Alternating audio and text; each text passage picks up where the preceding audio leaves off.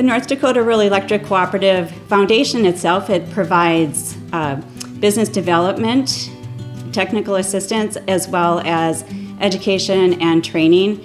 So for example, we work on projects such as increasing childcare capacity or improving food access in rural places. Rural Electric Cooperative Foundation is using the funds from the Blue Cross Foundation to purchase a climate-controlled locker system for the redistribution hub that we are starting up in Park River, North Dakota.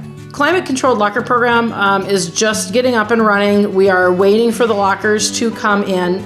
The locker systems are going into Adams and Fordville, North Dakota, and those two communities do not have a grocery store there right now. Those people are having to already drive 15 to 20 miles to be able to purchase those items. So putting those locker systems in will allow them to do an online order through our store, and then their items will be delivered to their towns so that they will be notified when their order is delivered, and then they can just go there uptown, maybe a couple of miles or maybe just a few blocks across town, to be able to pick up their food items. These rural communities are competing with large box stores and with Amazon and franchises.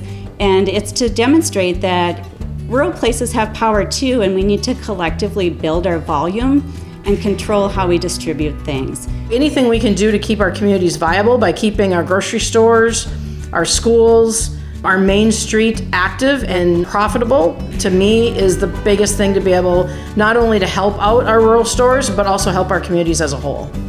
In order to keep families in your town, you need to have access to food. If you're trying to attract a new employee to move to work for a business there, one of the first things that family is going to look around for is like, where am I going to get my food? How far do I have to drive for my food? So our businesses depend on that access to food.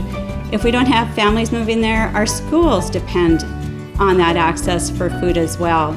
So it's affecting us economically and population-wise, but it also affects our health. It's been proven through USDA research that people that need to drive 10 miles or more for access to healthy foods have a tendency to experience more obesity and diabetes. The locker systems, I think, are a great fitting for this situation in rural grocery and in rural North Dakota, where it's just not possible to have a grocery store in all of these small towns. I would like to say thank you to the Blue Cross Blue Shield Caring Foundation for their support of the Rural Access Distribution Cooperative.